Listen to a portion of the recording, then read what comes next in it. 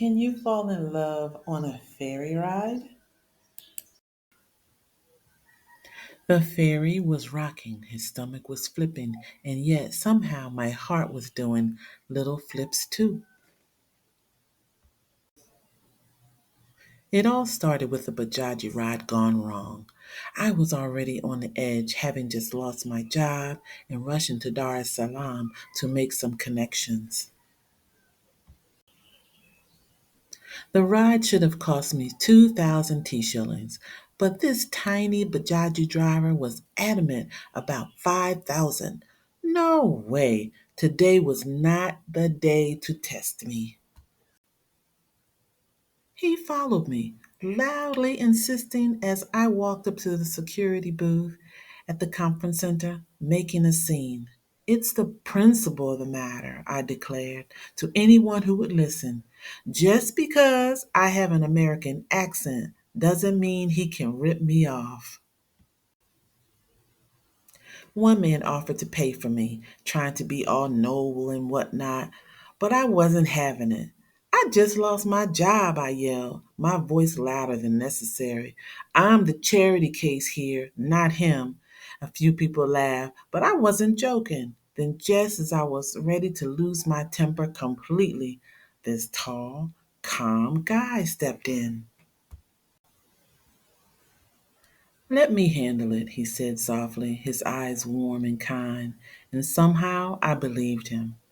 Fine, I huffed, but it's the principle of it all. With a smile, he waved me on and said, finish checking in. I'll take care of this. I did as he said, though I couldn't help but peek over my shoulder. Whatever he said worked because the driver huffed away. Now, fast forward to the ferry ride home. I found my seat, sighed with relief after a long day, only to realize I was sitting next to the same man who had saved me from that whole Bajaji disaster earlier. You again? I said, grinning. Me again, he replied, smiling. I'm Wasim, by the way. I'm Luna, I said. Thank you for helping me with that guy. No problem, he said, shrugging like it was nothing. And just like that, the conversation flowed. We started talking about everything: fashion, food, politics. We laughed way too loud, trying not to disturb the other passengers. I was shocked how easy it was to talk to him. But then, halfway into the ride, things took a turn. I'm feeling kind of sick, he mumbled, leaning back in his seat, looking pale. Oh no, not him too. I had taken motion sickness pills 30 minutes before the ferry left, anticipating my usual queasiness.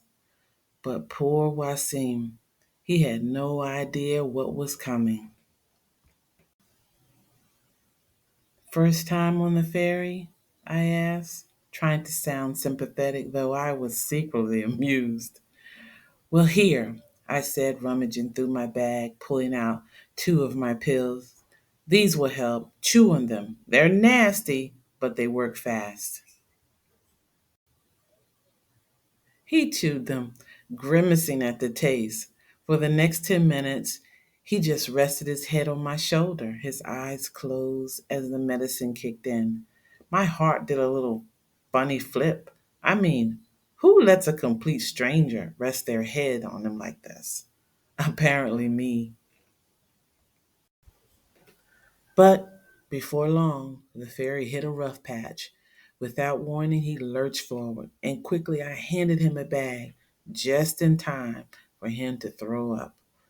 I'm sorry, he groaned, looking utterly embarrassed. Don't be, I said, patting his back, though I was secretly relieved it wasn't me for once. It happens. He threw up two more times after that, and by the time the captain announced we'd be docking in 15 minutes, he was completely wiped out. I will never take the ferry again, he moaned, his face pale as he leaned back in his seat. We were the last to leave the ferry. waiting until he felt steady enough on his feet to walk without, losing his dignity. Once off the ferry, we wandered over to a big tree nearby and sat for a while. I handed him some water, and we just waited and sat there in comfortable silence. Well, I said finally, give me your number so I can check up on you later. You're leaving already, he said, his voice soft and almost pouty. I laughed. Yes, I live an hour away, and no, you can't come with me. He smiled a little sheepishly and handed me his number anyway. So where are you staying in Zanzibar? I asked. With my family, he replied. I looked at him carefully. Is that okay? I raised an eyebrow. Why wouldn't it be? Well, I'm Tanzanian, he said, still watching my reaction closely. Oh, I said blinkingly. Well, your English is so American. I went to school in Boston, he explained. Now I'm a building contractor in Zanzibar. Impressive, I said, smiling. But we'll talk a little bit more later. My taxi's here. He waved goodbye and I left, my mind swirling. Who was this guy? And why did I already feel so connected to him? Back at my apartment, I was greeted by the usual frustrations. My air conditioner still wasn't fixed, and the sliding door handle was still loose. I was exhausted, but I called the management office anyway. Hello. My AC is still broken, I complained, pacing in my living room, and the door handle is still loose. Please send someone in the morning to fix it. Well, we'll get to you tomorrow, madame. We're getting inspected, the voice on the other end said.